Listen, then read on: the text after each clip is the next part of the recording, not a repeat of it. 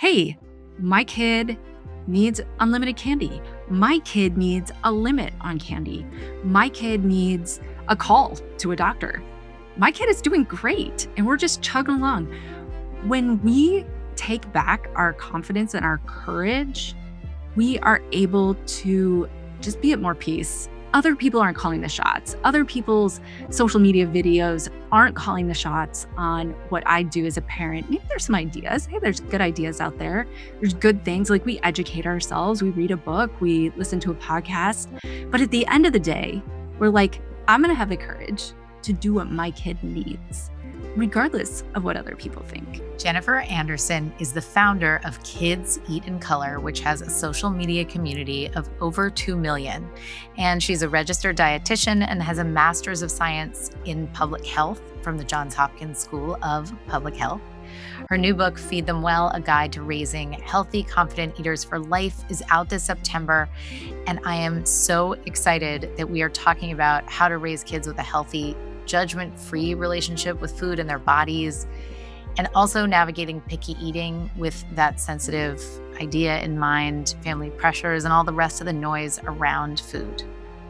I'm Dr. Aliza Pressman, developmental psychologist, New York Times bestselling author, associate clinical professor at the Icahn School of Medicine, and the host of Raising Good Humans podcast. I am so glad you're here. So you build a whole story around embodied independence and a whole approach. And I want to start big with this idea of what is embodied independence. So embodied independence is this idea that your child, what we want for our kids is for them to live in and love their bodies, and love what they can do, and be able to be empathetic and feel what they feel, right? And we also need them to kind of think intellectually about their body. What does my body need? Oh, I need to take care of myself. I need to, eat a balanced diet. We want them to be able to know how to take care of themselves. If like my kids, it's like, hey, you have to take a shower. These things that kids just aren't going to do, they're going to learn to do. And when we think about embodied independence, we're thinking of those two things coming together, because it's not one thing. Like, we don't just want kids to enjoy eating, have a good relationship with their body. We also want them to take care of their body, because it's not two different things. It's the same thing. So what I really wanted to do, and this is hard to do in our culture, we don't even have a word for this. Why I had to use 2 words is we have to bring together this idea that living in our bodies and taking care of it is the same thing. The first thing that I love and is so counter to what a lot of people are doing, whether it's accidental or on purpose and intentional, is kind of all the judgment around food. So can you talk a little bit about how we can pull back this judgment while also supporting health and all the things that we're hoping for, especially when we have younger children, even babies, like the whole range of development? We are, of course, thinking about wanting to do right by our kids. And so I think inadvertently the judgment comes in as a way of supporting our kids and giving them good habits that might be counterproductive. Yeah, I feel like parents now just have so much judgment. I mean, the question that I hear is, how much have I ruined my child? Right. It's not, did I ruin my child? It's just how much. And so as parents, we just have so many messages like, this is the right way to do it. This is the right way. We have to feed them this. We have to give them this many nutrients. This food is toxic. There's so many of these that we feel like we can't even explore what might be okay for our kids. And we also just feel guilty and scared all the time, because that's what is being put out there.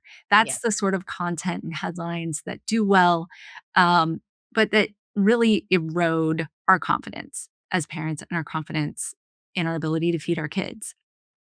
So when we kind of pull that back and say, okay, there are some basic things that make sense. Like, no, don't let your kid eat cookies all day, every day. You know that already. You didn't need some, Instagram post to tell you that.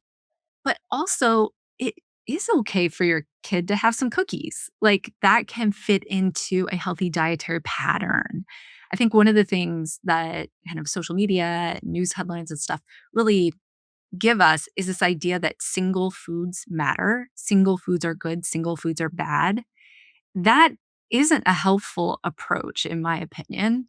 What we really need to be asking is what foods are good for my child? What foods are bad for my child? Because, hey, if your kid has an allergy, there's definitely some foods that are going to be bad for your kid. So instead of just kind of embracing this, well, it's either good or bad, that's not a helpful way to think about food. And it also can be very inflexible. And you can have that yourself, you can pass it on to your kid.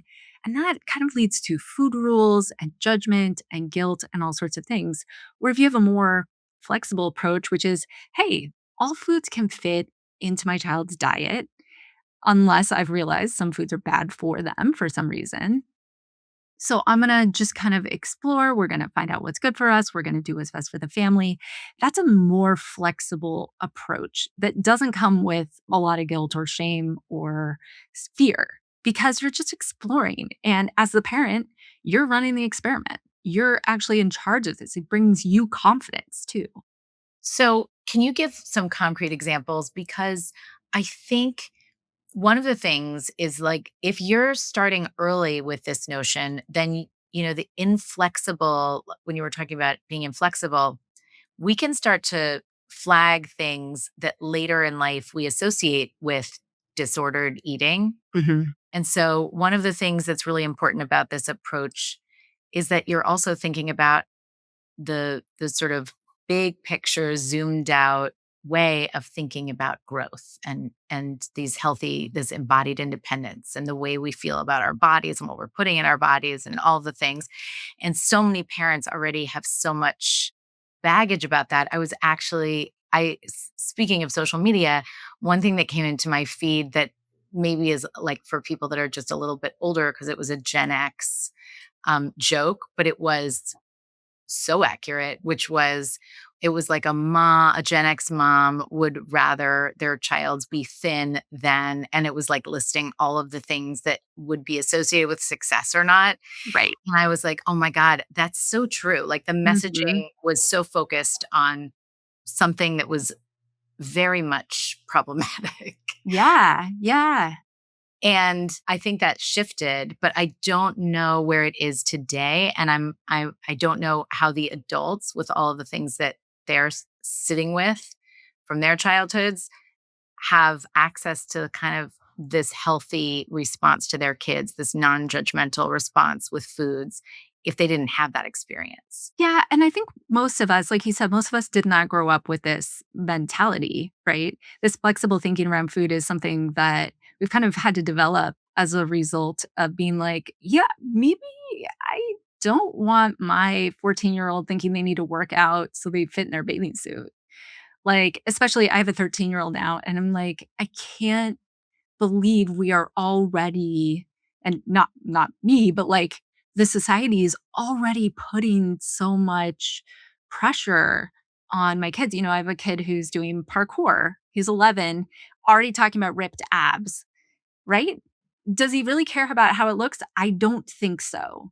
But the jump from I want abs because it will actually make me be able to flip and do the things I want to do in parkour, which he's absolutely right, to now I care about how I look is not a bridge that far. It's not that far. And so I think we're having to rethink. And so if you're thinking, oh my gosh, I've been saying all the wrong things, nah, it's fine. Like truly, if you even change one thing, you're doing better, right? So it's okay for us to change. And it's also, if you have an older kid, how powerful to be able to say, this is how I used to talk about food. I used to talk about these as bad foods, but what I've learned is that all foods can be good and enjoying all foods is really healthy for us. How powerful for your kid to realize, oh, I just changed my mind. My parent just changed their mind. And you can even say, hey, if you hear me saying something bad about food, let me know, which of course, what kid doesn't love to tell their parents they're wrong, you know? Oh, yeah. So, I think this sort of like, and if you hear me I'll notice when you're doing it right, when you're saying things positive about foods, that sort of thing. I think it's just a learning process. And I think no matter where you're starting, if you're starting with a baby and you're like, hey, I want to do it differently, just talk about foods using their name. That's so powerful. That can lead to such flexible thinking because you're just thinking about the food as it is. You're not adding on judgment, morality, and all these things. You might be doing that on the inside, and your kid will probably do it because you're not the only one influencing your child. So it's silly for us to think our kids are not going to grow up and have this healthy, unhealthy category of food, but you can give them so many other categories too. So, okay, let's like use an example that I hear all the time, which is kind of, as you're saying, name the food. So maybe people say after dinner, and let's think about young kids. They can have a treat. They can have something Mhm. sweet. They can have a dessert. They can have something that's not as good for their body because they had something, they put in things that are good for their bodies. The kinds of things that I think are very well meaning and we talk about all the time. Pretend you're going in there, and I know this isn't the best attitude to take of like, fix this, but in the most gentle way possible, can you tell parents like another approach to sort of what it sounds like to name specific foods versus use the Sure. judgment? What, how we talk about those kinds of foods and how we bring them into our day to day consumption. Yeah. So some other options would be like you're having dinner and you really want your kid to finish dinner before they have a cookie. Just don't offer a cookie if they finish dinner. That's one option. Let's say your kid doesn't necessarily know a cookie is coming and you're like, I just need them to eat their dinner. Then don't offer a cookie.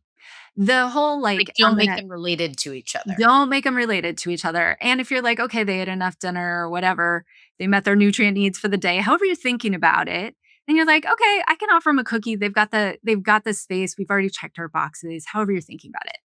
There's also, an approach, which is just putting a little bit of dessert on their plate, with dinner. And that can be a huge cultural shift and sometimes just not even appropriate for some families. For other families, they're like, I can't feel comfortable with this. Totally fine. But it is an approach that I've seen work in my house and some other houses where it's just a child sized portion. It's not something that they could actually fill up on, something they can enjoy. And it's just there with the food. You're like, this is all food. Your kid is definitely going to know that treats or candy, whatever you call it, is different than the rest of food. They may have a couple years through preschool where they're like, oh, okay, it's all on the same plate. But then they're going to go to birthday parties and they're going to have treats and their friends are going to hype it up. And, coaches and teachers are going to reward them with food and all this stuff, right? It's gonna get hyped up in life. So I wouldn't worry too much, but you don't have to add to that. You don't have to add to that hype, right? So you're thinking, how can I just kind of level the playing field a little bit and call foods what they are and avoid using food as a reward. So when you use it as a reward, what you're saying is, hey, cookies are really good. Dinner is not so good. Kids pick that up so fast if you can avoid it, that can be really, really useful. And you have a lot of options. There's not one exact way to do this, but I think the more that you're just kind of talking about food as it is and relying on you being the restaurant, the chef here, you're like in charge of this restaurant. Instead of telling your kid about all the things, just do it. Just serve the quote healthy food, right? Serve the foods I like to call kind of treats and snacks and things that you might eat more than you want to of hyper palatable foods. They're just extra good. They just got that They're just easy to extra. eat. You're just gonna eat more than you even wanted to without even realizing it, right? So you're gonna, as a parent, you're gonna serve that less often. And you're gonna serve the high fiber foods and the protein foods, all the boring foods. You're gonna serve those more often. And without even saying a word, you're teaching your child what a balanced diet looks like, what your family's food pattern looks like. And you're kind of staying out of this like hyper focus on single foods or fear of single foods or that sort of thing. You're just showing them like, hey, we can have cookies, but maybe you don't serve cookies every day. Okay, so this brings up another challenge that I think occurs a lot, particularly as kids. I think, you know, once they're starting to get out in the world and they're in school and they have friends, there kind of are extremes, like parents who are so afraid to promote healthy eating as it might be misinterpreted as controlling. And if it's too Mhm. controlling, then it's inflexible. And so you get like, I just leave everything out and it's up to them.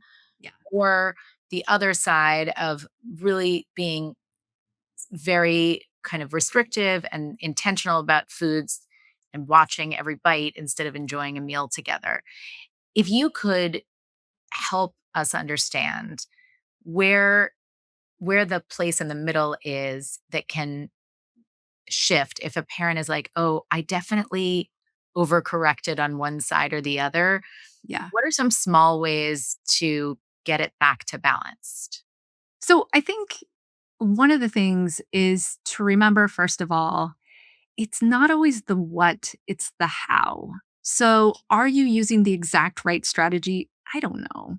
And maybe it doesn't even matter, but what matters is how you do it. That matters a lot because I can say to you, you can have one piece of cake. I could just say that, just straight those words. You can have one piece of cake. I could also say, "Ah, well, you can have okay, you can have one piece of cake," right? How we say this, what does this mean? You can only have one piece of cake because you eat way too much cake. We add on these qualifications. We add on this tone. We add on our beliefs onto these words. And at the end of the day, does it matter whether they got one piece of cake or two? Probably not. But what matters is how you approached it. Mhm. And we're like, hey, everybody gets one piece of cake today. End of story. No drama. I didn't add any, additional morality or anything like that. It just is what it is, as Yeah, opposed to like, okay, we can't eat too much sugar, so everybody can only get one piece of cake. Now maybe I'm feeling a little afraid. I'm feeling anxious about cake. Maybe I'm worried. There's so many things that we can say when we add on those qualifications. So, what I like to give parents is permission. So, let's say you want permission to be like really into health and health food. Okay, I can give you that permission. What if you want permission to be like really into like whatever my kid wants to eat? My first question is, what is best for you and your relationship with food? If you're struggling with your body and your relationship with food, and you've got a lot of internalized weight bias, and you're kind of like prone to be involved in diet culture, and maybe you've tried intuitive eating as an adult to kind of get out of diet culture, if you had an eating disorder, all those sorts of things, you're like, I kind of really want to be part of a more permissive and a more open environment, then right. do it. That's your healthy relationship with food is going to be way better than using any quote right strategy for your kid. Let's say you're like, "Hey, I have some health needs. I really need to follow a more strict diet. I need this for my health. I know my child has these needs. We've noticed that my kid is reactive to certain foods. We're managing these conditions. Health is really, really important for us." Like, do it. Do it. But what matters in both of these is that we're maintaining flexibility within the bounds that we can, and we're not adding these qualifications on that add on the moral, the judgment, like all this sort of thing. In both cases, I think we're both striving to provide our kids with a balanced diet, right? Maybe one kid's going to get more hyperpalatable food, maybe one kid's going to get less, but how are we doing it? What are we telling kids? How are we saying day to day? Yeah, we're just going to have one cookie today. We're going to have more next week. And maybe your kid's gonna be unhappy about it. Your job really isn't to keep your child happy. Like, they're gonna if it's not the cookie, they're gonna be unhappy about something else. Or maybe you say, "Yeah, you can eat as many cookies as you want." But in both cases, you're still gonna be providing an example of a balanced diet as best as you can. So I really love how you said that. And I really love the idea that different families are going to have different approaches for themselves and that there's so much flexibility there. When, okay, when do you know like there isn't a phase that's happening for your child, but actually there's pattern that's moving toward real pickiness? And then when do we go from picky to something even more serious? Yeah, this is so challenging. I think because when we catch these things via picky eating or kind of recognizing disordered eating at the start, if we do catch them early, we can sometimes have a little bit better chance of reducing the effects or even preventing.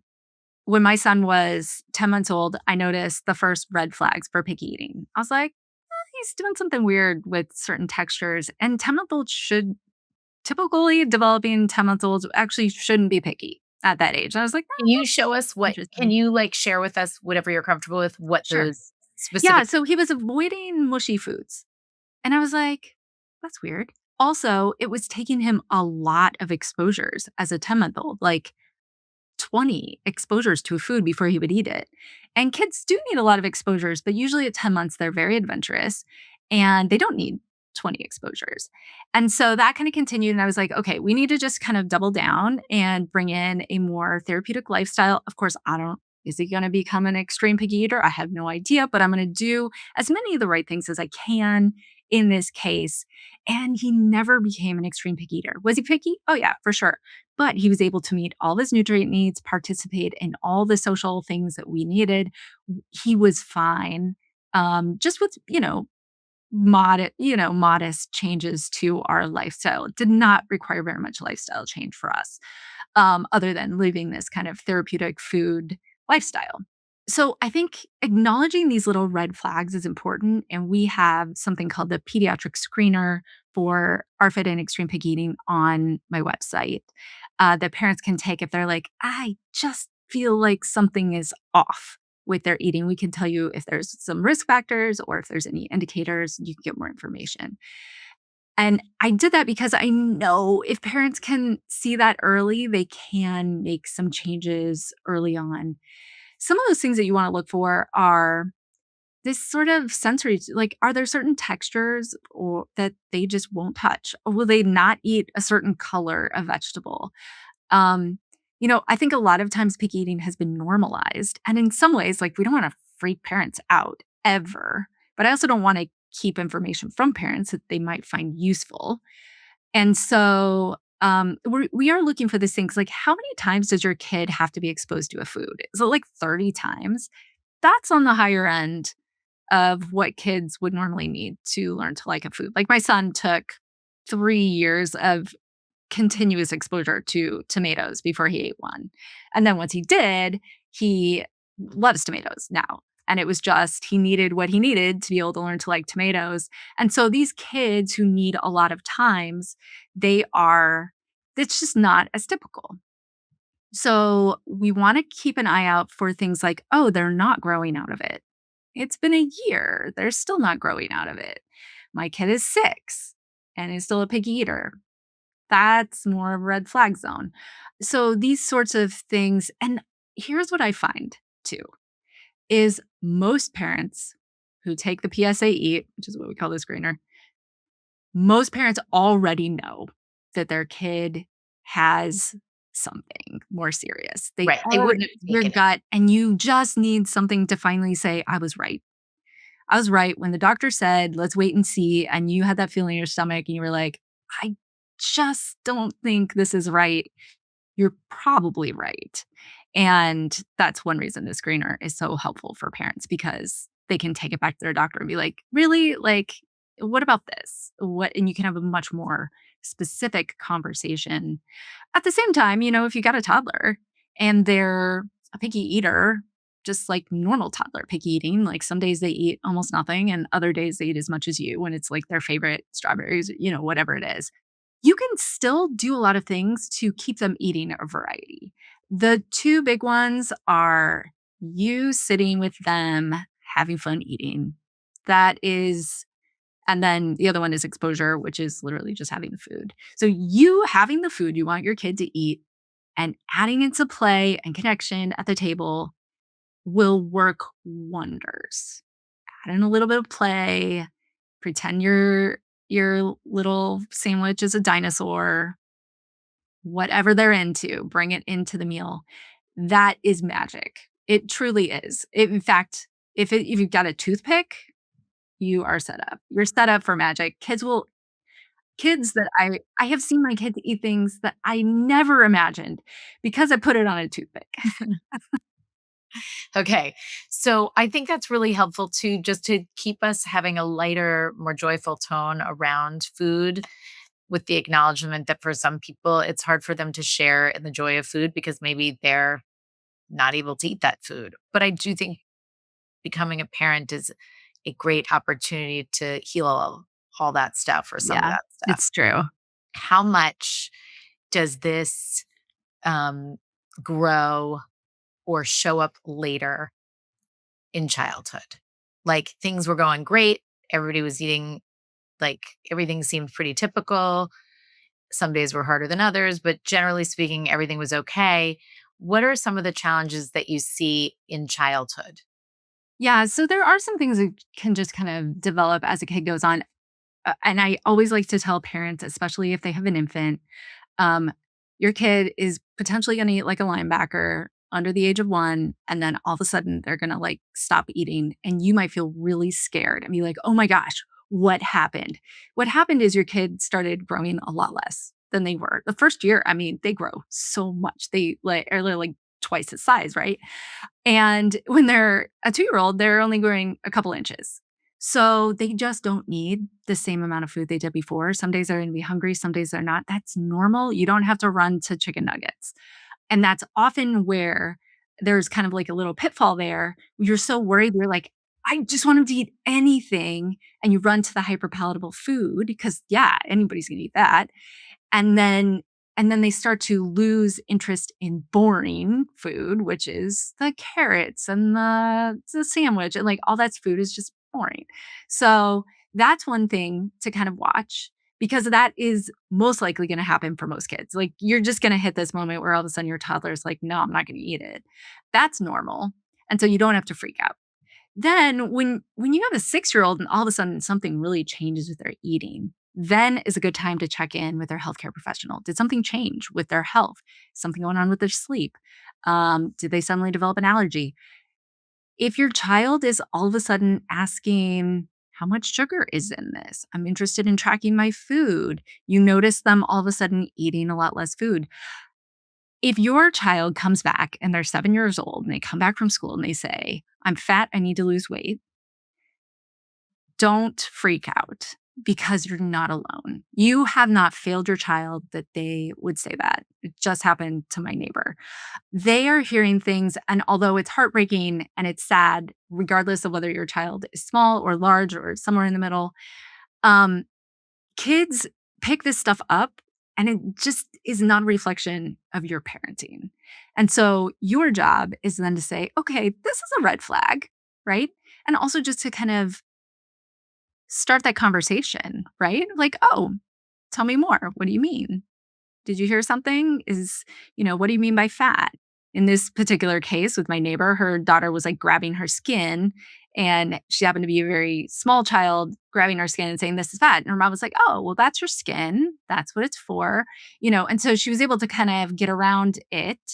Mhm. But if you find out your child is potentially like throwing up or restricting themselves for the sake of their size or things like this, I think sometimes as parents, we feel very worried and ashamed and like embarrassed that our kid might have a problem, whether it's extreme picky eating or ARFID or an eating disorder or disordered eating or like any of these spectrums, right? We're embarrassed and we don't want to get help because we're like, we must have done something wrong. No, these things happen. These things happen to amazing parents. These things happen to crappy parents. Not that I think most parents are crappy, but there's a few out there, right?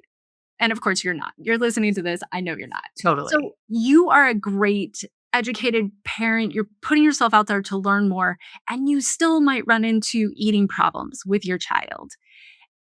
It's not okay, but it's also okay. Your Right. your child is a human and you are a human parent, and so you're gonna have problems.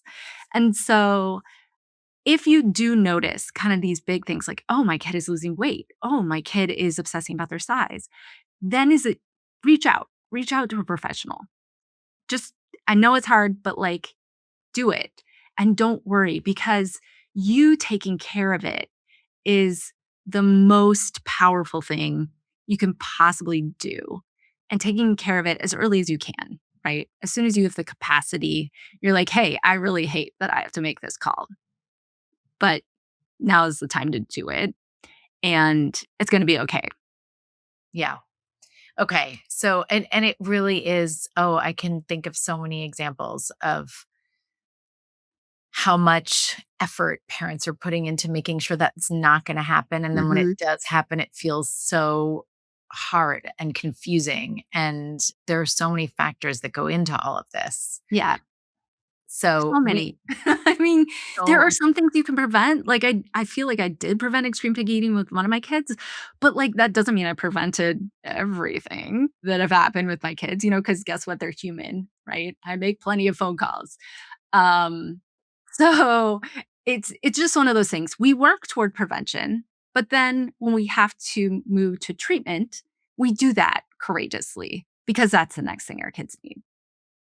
so you use that word in the book about feeding our kids courageously. Can you just talk a little bit about why you use that word? Because I do think that's true, particularly now. And I appreciate that on behalf of parents, but tell us a little bit more about it. I think one of the things that we are most lacking, myself too, is this confidence of feeding our kids. And when we don't have confidence, we're constantly looking for other people's solutions. And that makes us scared, makes us less confident and more scared. And then we realize that we have these human children and they're not perfect and they don't eat perfectly and something goes wrong or something goes really wrong. Or we have this constant slew of headlines saying this is toxic and that is toxic. And hey, if you don't serve your kid that, or hey, if you don't let them eat as much candy as they want, they're going to develop an eating disorder. Like all these extreme messages that make us scared. And what I would love for us to have instead is the courage to do what our kid needs. To say, "Hey, my kid needs unlimited candy. My kid needs a limit on candy. My kid needs a call to a doctor. My kid is doing great and we're just chugging along." When we take back our confidence and our courage, we are able to just be at more peace, be have more peace as parents, and also, I think that translates into how we can actually parent because other people aren't calling the shots. Other people's social media videos aren't calling the shots on what I do as a parent. Maybe there's some ideas. Hey, there's good ideas out there. There's good things like we educate ourselves, we read a book, we listen to a podcast. But at the end of the day, we're like, I'm going to have the courage to do what my kid needs, regardless of what other people think. Maybe grandma doesn't like it. I'm still gonna have courage. I'm still gonna do what my kid needs. Maybe the internet says it's gonna be the worst thing ever. It's probably not. It's probably fine because you're gonna be doing it in the way that's best for your kid. And I think that's what we need. That's how I want to parent, and that's what I want to put out to the parenting world. I'd love to end there, but I think you mentioned another subject that we probably should very quickly address, which is disagreements with other people like grandma, like our. Oh, yeah. So you just like, touch on some support for that. Like what can a parent do in those moments when it feels like they're kind of developing this courage, but also finding themselves quite alone? Yeah. You're gonna feel like crap if you go up against grandma. You're just gonna feel that way. Go in understanding you're gonna feel bad. Maybe grandma's gonna make you feel bad. Something's gonna make you feel bad. You just have to learn to accept that feeling because it's just how it is. The other thing is make it easy for them. So if you need to talk to grandma, and I'm just saying grandma for like all relatives, and my mom is actually very, very communicative and supportive, but you're gonna talk to grandma, talk to her in the way that she wants to be talked to. Is it video call? Is it chat? Is it instant messenger? Like, is it Facebook? Wherever grandma is, you're gonna talk to her there. If you're like, hey, I don't want you giving as much candy to the kids, you're gonna give her an alternative. be really clear. Hey, you could buy them instead of going and getting ice cream every time. What if you went and got them a balloon? What if you went to the dollar store and got them a little toy? What if you did these other things? What if you took them to the zoo? You're making very concrete suggestions that's going to work for grandma, that's going to be affordable for grandma, all of those things because here's my opinion, grandparents are, like, addicted to spoiling their kids, their grandkids. Totally Yeah, makes not sense. their kids, their grandkids, The right? grandkids. My mother would have never for Yeah. me, but she's gonna spoil my kids rotten. And there was a time when they were little where I had to say, "Hey, no more than 1 sweet a day, okay?" Could I say no sweets a day? That just wasn't gonna fly, but I could say just 1, and she was able to work with that. The thing is, like, it's the communication and it's also, "Hey, something about this, you're gonna stand up for your kid." I mean, I had to stand up for my kids with a relative one time, and it was the most uncomfortable experience ever. And I was like, "I have to do this. Like, I have to do it whether I feel like crap for the next year or not." And it was the right thing to do. And I still think back and I'm like, "Oh man, I was so uncomfortable saying that." I had to like have a really hard boundary where I was like, if you give the kids candy, do not say, don't tell your mom. That's a hard no for me. Never do that again. I had to be explicitly clear. Never do that again. Like staring them straight in the eyes. Wow, how uncomfortable. But I had to do it. And so go in knowing set your boundaries if you need to, be really clear, obviously kind and loving, make it easy for them, and just be really explicit about the changes that you want. And also listen to them, listen to their perspective. You may have to compromise. Like I would have loved for my 2-year-old not to have any sweets from grandma, but that just wasn't an option for us. And having So, grandma is more important yes. than the sweets. I think one thing that is easier or I think makes it easier is continuing to remind ourselves, unless it is untrue, this is a person who loves my child as well. And they are trying to find their own ways to connect with them. And they're trying to find their own ways to be unique in their eyes. And maybe it's even something they did as a parent. Although, to your point, I think a lot of times it's stuff that they would know not to do as a parent, but now they get to be grandparents. And so when we can be a little compassionate and even as you said, give an alternates like something that helps them stand out and be more unique and be able to spoil them, but not maybe go so far as to drive us over the Yeah. edge. Right. Right. The one thing that I think is confusing that I do see often is the same adults in our kids' lives who want to give them things like extra sweets or whatever it is, sometimes are the very adults that then make comments about their bodies or other people's Yeah. bodies. Hmm. So, can you just address some of the ways that we can help our kids when they are going to come up against a world of people who love them, but just don't know how to not say those things that can be really hurtful? I think first of all, if you can have a conversation, obviously you can't always have conversation, be like, "Hey, I know you wanna talk about your diet. Can you please talk to me about your diet before I come?" Like, give them an opportunity to talk about their diet because they wanna talk about that. I know you're, like, really passionate about your health right now and you're, like, making all these changes. Talk to me about it. I don't want the kids around when you're talking about this. Now, they may or may not respect that. If You they try. are making comments to your child, I would say that is a next level problem because the comments of like, "Oh, you're too skinny. Oh, you're too fat," or "You're gonna get fat if you eat that," like whatever it is. These are comments that can last a lifetime. They can trigger things. They can develop thoughts that your child was already having. And I honestly, I think they're one of the things where you're like, if you can't stop that, we're gonna have to take a little break and I can come visit without the kids for a little while, but it is that serious. Like, this is the sort of thing that eating disorders just eat up. And is it guarantee that your kid is getting an eating disorder if somebody said that? No, But you absolutely don't not. need to put gas on the flame. Yeah, we don't need to put gas on the flame. We don't need to like freak out. But I think it is a serious one. Like, do not talk about my child's body. Um, to them. Like, if you must talk about it, talk to me on the phone before we come. I'm happy to hear what you have to say, but not in front of them.